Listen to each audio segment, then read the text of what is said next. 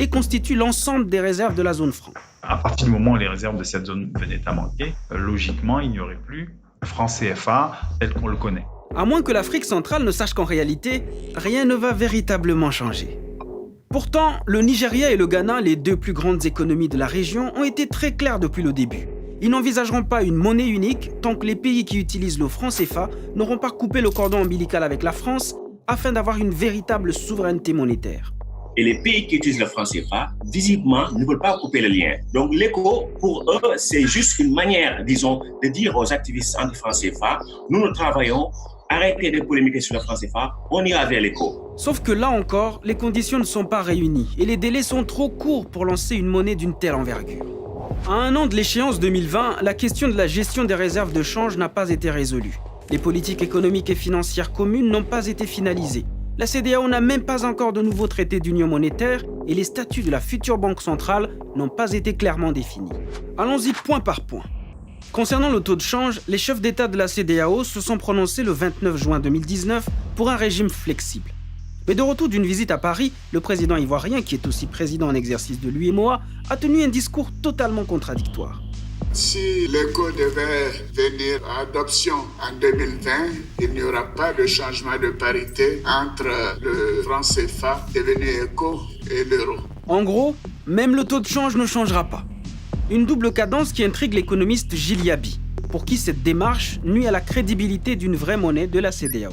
Je crois que cette crédibilité elle doit venir de l'engagement politique extrêmement fort des dirigeants de tous les pays de la région. Et je ne suis pas sûr qu'on ait le leadership politique aujourd'hui dans la région qui permet de le faire. Le communiqué de la CEDEAO parle d'un système fédéral et d'une banque centrale communautaire. Mais quelles seront concrètement ces relations avec les banques nationales ?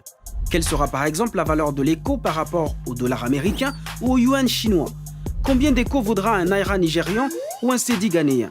Quel rapport ces monnaies entretiendront-elles au sein de la CEDEAO ? On est à quelques mois de l'entrée en vigueur d'une monnaie dont dépendront potentiellement plus de 350 millions de personnes et la seule chose dont on est sûr, c'est son nom, qui est d'ailleurs lui aussi problématique. À quoi renvoie le terme éco dans la vie des populations au quotidien? Rien, absolument rien, si ce n'est une forme de mimétisme par rapport à l'euro. Il y a un vrai problème de créativité, d'imagination et surtout, il y a l'absence d'un imaginaire africain. Pour pouvoir utiliser l'éco, les pays de la CEDEAO doivent remplir certains critères qu'ils ont appelés des critères de convergence. Mais comme le dit le rapport du comité ministériel de la CEDEAO, aucun des 15 pays n'est réellement prêt pour 2020. Pour tous les pays qui utilisent le franc CFA, s'il n'y a pas des aides budgétaires qui viennent de l'étranger, aucun de ces pays ne pourra remplir, disons, ces critères-là. Mais si les pays de la CEDEAO ne sont pas prêts, s'il reste encore tant de questions sans réponse, pourquoi les chefs d'État ouest-africains se pressent-ils ? On ne comprend pas cet acharnement-là à vouloir coûte que coûte aller vers une zone éco sans ce préalable du fédéralisme budgétaire. Si on veut aller vers une union monétaire, en fait, il faut être prêt pour l'unité politique fédérale. Autre fait étrange. Comment se fait-il que des présidents comme Alassane Ouattara, défenseur du franc CFA, fassent partie de ceux qui subitement veulent une nouvelle monnaie en 2020 ? Martial Zebelinga y voit un risque d'enterrement du projet. C'est-à-dire que certains auront beau jeu de spéculer sur les retards existants dans la mise en œuvre de la monnaie unique, d'arriver à l'année 2020 en disant voilà, on a un projet qui finalement a échoué, ça ne marche pas, on reste dans l'ancien parce qu'au moins on sait ce qu'on avait avant et on ne sait pas ce vers quoi on va. Et selon Mediapart, ce scénario plairait bien aux autorités françaises dont Alassane Ouattara est proche. Les pays d'Afrique de l'Ouest francophones sont des pays qui sont habitués à des formes de tutelle monétaire. Sans la France, voilà, on n'a pas confiance en nous-mêmes.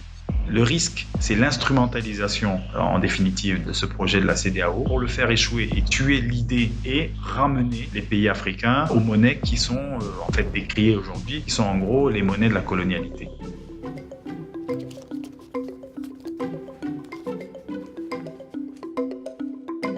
Ah, j'oubliais. N'hésitez pas à vous abonner à notre page AJ+ Français. Et si vous voulez voir d'autres vidéos, il vous suffit d'un clic là. Voilà.